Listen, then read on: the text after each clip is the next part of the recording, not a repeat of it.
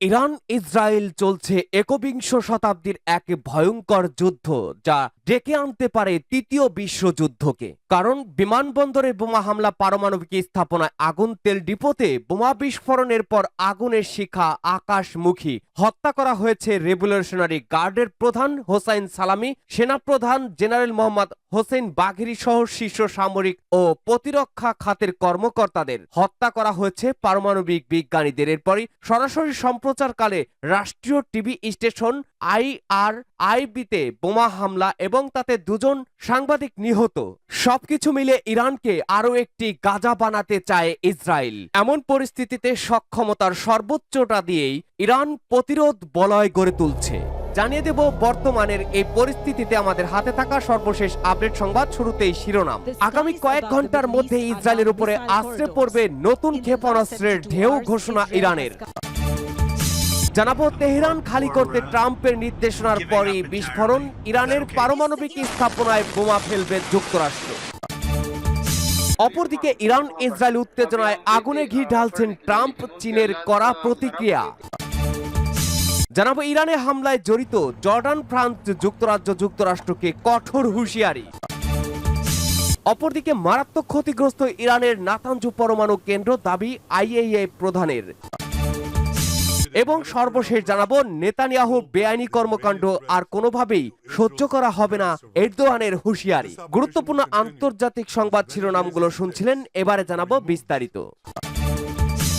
কয়েক ঘন্টার মধ্যে ইসরায়েলের উপরে আছড়ে পড়বে নতুন ক্ষেপণাস্ত্রের ঢেউ, হুঁশিয়ারি ইরানের। ইসরায়েলের বিরুদ্ধে আরও বড় হামলার হুঁশিয়ারি দিয়েছে ইরান। দেশটির এক সেনা কর্মকর্তা জানিয়েছেন, এই হামলা আগামী কয়েক ঘন্টার মধ্যেই করা হবে। তেল আবিবের ভূখণ্ডে শত শত ক্ষেপণাস্ত্র আছড়ে পড়বে বলে হুঁশিয়ারি দিয়েছেন তিনি। সোমবার রাতে ইরানের একটি রাষ্ট্রীয় টেলিভিশনে বোমা হামলার পর তেল আবিবকে লক্ষ্য করে হামলা চালাচ্ছে ইরান।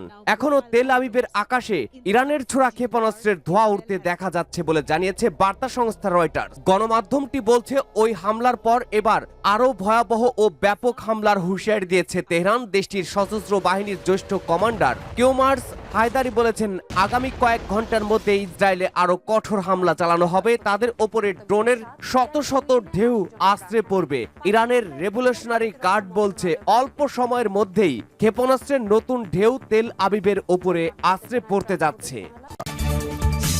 তেহরান খালি করতে ট্রাম্পের নির্দেশনার পরই বিস্ফোরণ। মার্কিন প্রেসিডেন্ট ডোনাল্ড ট্রাম্প অবিলম্বে ইরানের রাজধানী তেহরান খালি করার নির্দেশ দিয়েছেন। এর কিছুক্ষণ পরেই তেহরানে বিস্ফোরণের শব্দ শোনা যায়। মঙ্গলবার 17 জুন প্রতিবেদনে এই খবর জানিয়েছে সংবাদ মাধ্যম BBC।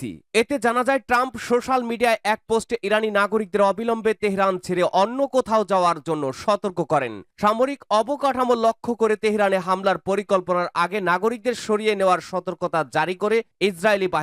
এরপরই সোশ্যাল মিডিয়ায় পোস্ট দেন ট্রাম্প। ট্রাম্পের পোস্টের পরেই তেহরানে বিস্ফোরণের শব্দ পাওয়া যায় বলে প্রতিবেদনে জানানো হয়েছে। তবে ক্ষয়ক্ষতি সম্পর্কে এখনো কিছু জানা যায়নি। এদিকে মধ্যপ্রাচ্যে যা ঘটছে তার কারণে G7 শীর্ষ সম্মেলন ছেড়ে দ্রুত মার্কিন যুক্তরাষ্ট্র ফিরে যান ট্রাম্প। শুধু তাই নয়, ট্রাম্প তার জাতীয় নিরাপত্তা পরিষদকে বৈঠক ডাকার আহ্বান করেন। কিন্তু ইরানের বিরুদ্ধে ইসরায়েলি আক্রমণে যুক্তরাষ্ট্র যোগ দিচ্ছে না বলে জানিয়েছেন মার্কিন কর্মকর্তারা। অন্যদিকে ইরানের রাস্তাঘাট বন্ধ রয়েছে এবং মানুষ নিরাপদ স্থানে ছুটছে, কিন্তু ক্লান্ত হয়ে পড়ছেন অনেকেই। জানানো হয়েছে, তাদের অনেকেই প্রশ্ন করছেন কিভাবে 1 কোটি লোক এখান থেকে সরে যেতে পারে। এর আগে গত কয়েক ঘন্টায় ইসরায়েলে বেশ কয়েকবার সাইরেন বাজানো হয়েছে। ইরানের দফায় দফায় ক্ষেপণাস্ত্র ছোড়ার খবর পাওয়া গেছে, তবে এখনো পর্যন্ত কোনো উল্লেখযোগ্য ক্ষয়ক্ষতি জানা যায়নি। সোমবারের শুরুতে ইসরায়েল জানায় যে তারা তেহরানে ইরানের রাষ্ট্রীয় মিডিয়া ভবনগুলোতে হামলা চালিয়েছে। এ সময় হামলার দৃশ্য সরাসরি টিভিতে ধারণ করা হয়।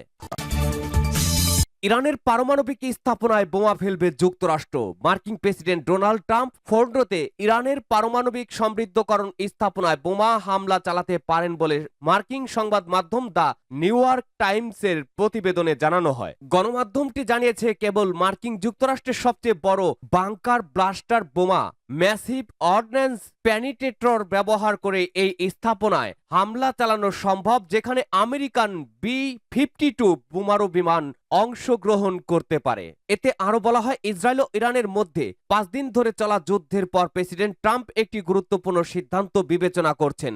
ফোর্ডোতে ইরানের পারমাণবিক সমৃদ্ধকরণ স্থাপনা ধ্বংস করতে ইসরায়েলকে সাহায্য করে লড়াইয়ে নামবেন কিনা, যেখানে শুধু যুক্তরাষ্ট্রের সবচেয়ে বড় বাংকার ব্লাস্টার পৌঁছাতে পারে।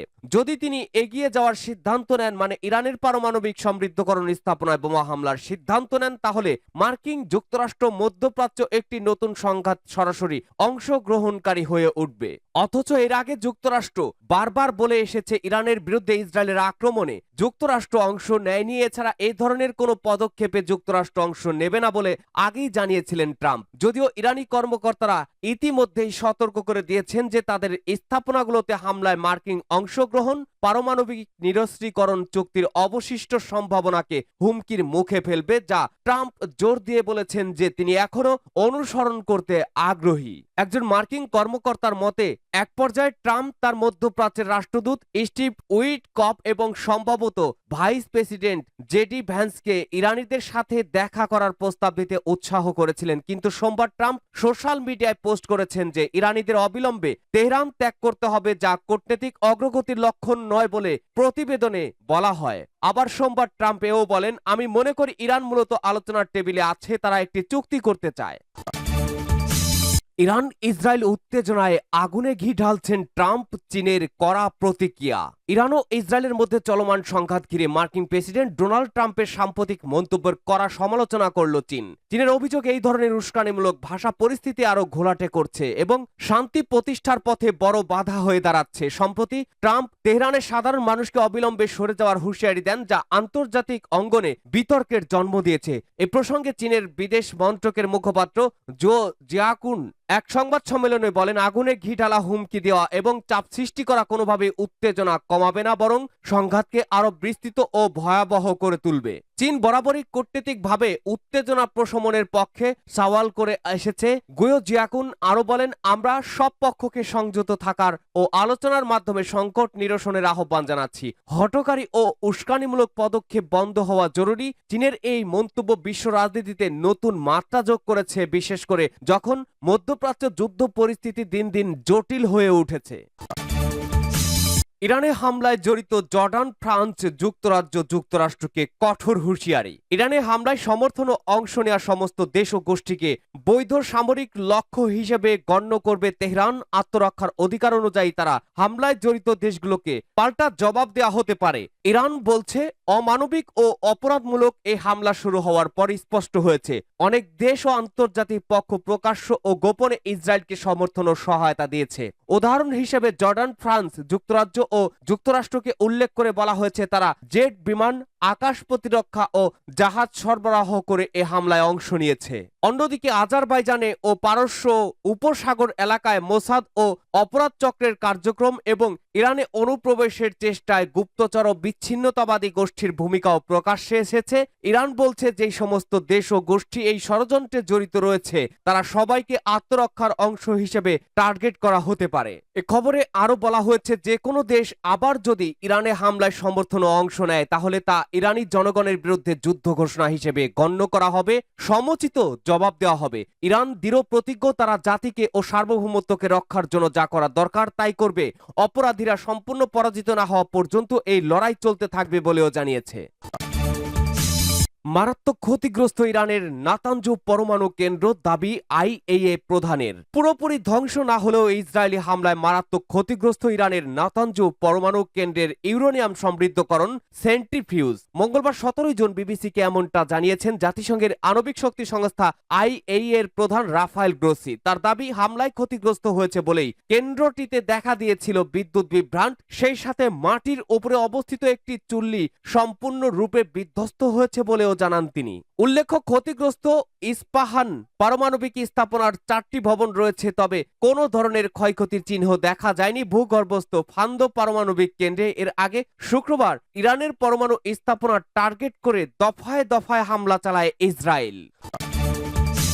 নেতানিয়াহুর বেআইনি কর্মকাণ্ড আর কোনোভাবেই সহ্য করা হবে না, এরদোগানের হুঁশিয়ারি। ইসরায়েলের কর্মকাণ্ড তাদের নিজেদের অস্তিত্বকে হুমকির মুখে ফেলছে বলে সতর্ক করেছেন তুরস্কের president Recep Tayyip Erdogan. Benjamin Netanyahu আর কোনো বেআইনি কর্মকাণ্ড সহ্য করা হবে না বলেও কঠিন হুঁশিয়ারি দেন তিনি। গতকাল সোমবার 16 জুন তুরস্কের মন্ত্রিসভার বৈঠকে ইরানে ইসরায়েলের হামলার নিন্দা জানিয়ে এমন হুঁশিয়ারি উচ্চারণ করেন এরদোগান। তিনি অভিযোগ করেন, বেড়ে চলা সংঘাতের মধ্য দিয়ে মধ্যপ্রাচ্যে নিরাপত্তার হুমকির মুখে ফেলছে ইসরায়েল, যা নিজেদের জন্যই বিপদ ডেকে আনছে বলে মন্তব্য করেন এরদোয়ান।